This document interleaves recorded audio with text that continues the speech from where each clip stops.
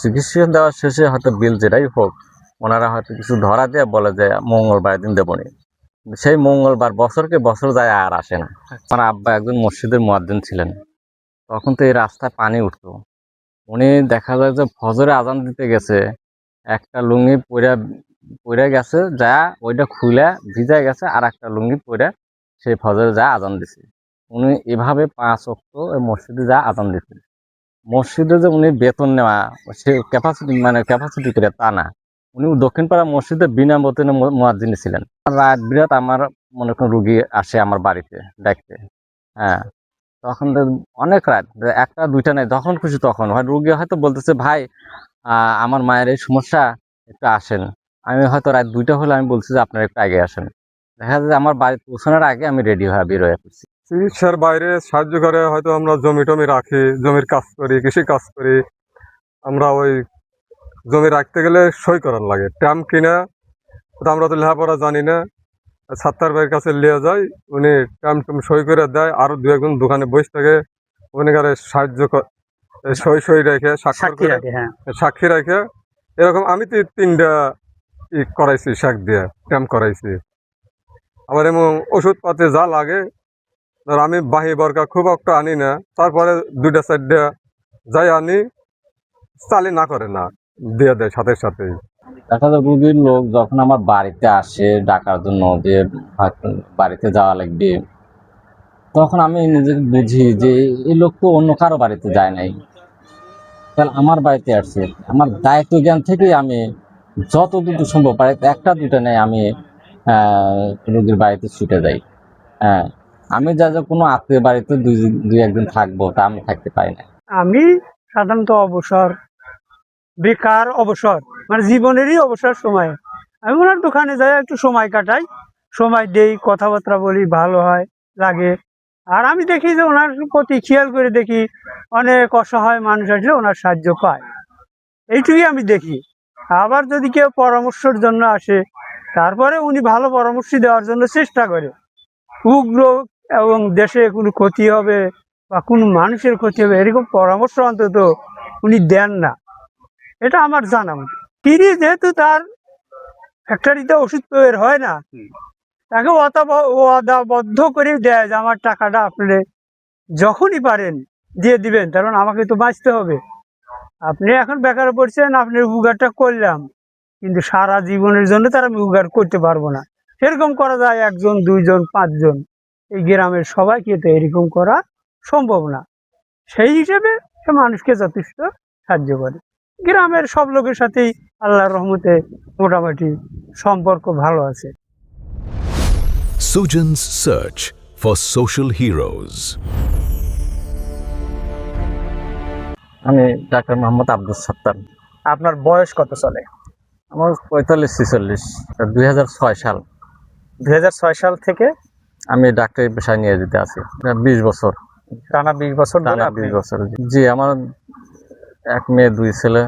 ওদেরকে ইনশাল্লাহ সবাইকে স্বীকৃত করার জন্য আমি খুবই চেষ্টা করতেছি। আত্মীয় স্বজন এবং প্রতিবেশী, সবার সাথে আল্লাহর রহমতে আমার সুসম্পর্ক। বাম দিকে ডান দিকে 40 ঘর না, আল্লাহর রহমতে পুরো গ্রামটাই আল্লাহর রহমতে জানা দেখবেন যে আমার অবস্থানটা আল্লাহর রহমতে ভালো। অনেক গরিব দুঃখী দেখা যায় যে হয়তো ঈদের সময় বা অন্য সময় অনুদানের নেওয়ার জন্য আসে। আমি বিত্তশালীদের যারা অনুদান দেয় তাদের কাছ থেকে অনুদান নিয়ে আমি তাদেরকে দিয়ে দিই।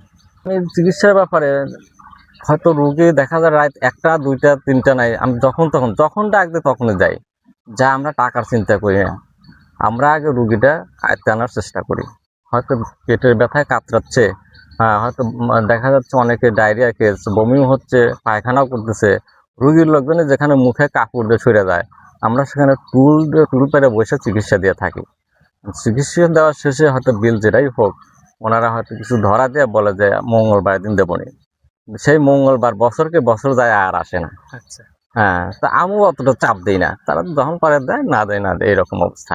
এবং অনেক গরিব দুঃখীকে আমি বিনামূল্য চিকিৎসা দিয়ে থাকি। যক্ষা রোগী দেখা যায় কফ পরীক্ষা করতে সকালে যেতে হয়, বিকেলে আসতে হয়, দুপুরে আসতে হয়। ওদের দেখা যায় অনেকে যার ফলে যায়ও না, যক্ষা হয়েছে হয়তো বা তারপরেও যায় না। কেন যায় না? যে যাইতে টাকা লাগে, আসতে টাকা লাগে।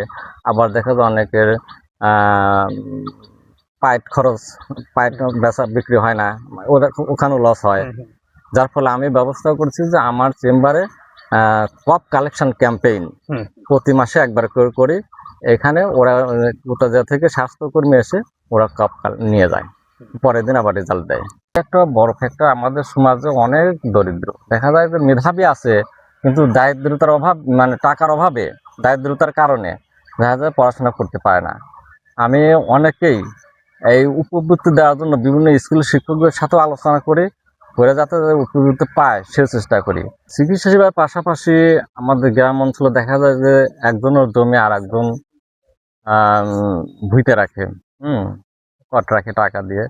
আমি আবার ওইটা করছি কি, এখন এটা লিখে দিই যে কত টাকা কতটুকু জমি, ওটা লিখিত আকারে দিয়ে দিই। এবং আমার দোকানে এটা খুব ভিড় করে, আর এতে ওদের মনে রাখার কোনো ঝামেলা থাকে না। এক সময় দেখা যায় যে একজন 1 লাখ টাকা দিয়ে জমি রাখছে, 5 বছর পর হয়তো বলতেছে না আমি 90,000 টাকা নিয়েছি। এই ফ্যাসাদ শুরু হয়। হ্যাঁ, যার ফলে আমি এটা লিখে দেওয়ার ব্যবস্থা করছি। ওদের করে স্ট্যাম্প নিয়ে আসো বা অথবা সাদা কাগজেও লিখে দিই অনেকে, যাতে করে এই ঝামেলাটা থেকে না হয়। আচ্ছা, আর একটা বড় সমস্যা হলো যে নিরক্ষর মানুষ অনেক সময় বোঝে না যে তার জায়গা কতটুকু। তখন সে দেখা যায় যে আচ্ছা ডাক্তার সাহেব দেখেন, আমি তো বুঝতেছি না আমার জায়গা কতটুকু। পর্চা নিয়ে আসে, তার পয়সা দেখে আমি পর্চাটা ফারাজ করে দিই যে তোমার জায়গা এতটুকু। হয়তো এতটুকুর মধ্যে থাকলে তুমি প্রতিবেশীর সাথে জ্ঞানদাম করার দরকার নেই। এরকম আমি সমাধান করে দিই ইনশাল্লাহ। ব্যবসায়িকের সঙ্গে খুবই ভালো ইনশাল্লাহ। কোনো ইয়ে নেই, ঝগড়া নেই, গাড়ি নেই, কোনো নেই, সমস্তভাবে আমরা পরিচালনা করতেছি আর কি। আমার কোনো সমস্যা নেই। আচ্ছা, 5টা ভাই। সাত্তার ভাই কয় নাম্বার? 7 নম্বর, 4 নম্বর, 3 নম্বর। আমার সবাই একসাথে মিলজাল কোথায় কোনো আমার দণ্ড নেই আর কি। ভাই ভাই সম্পর্ক ভালো? ভালো।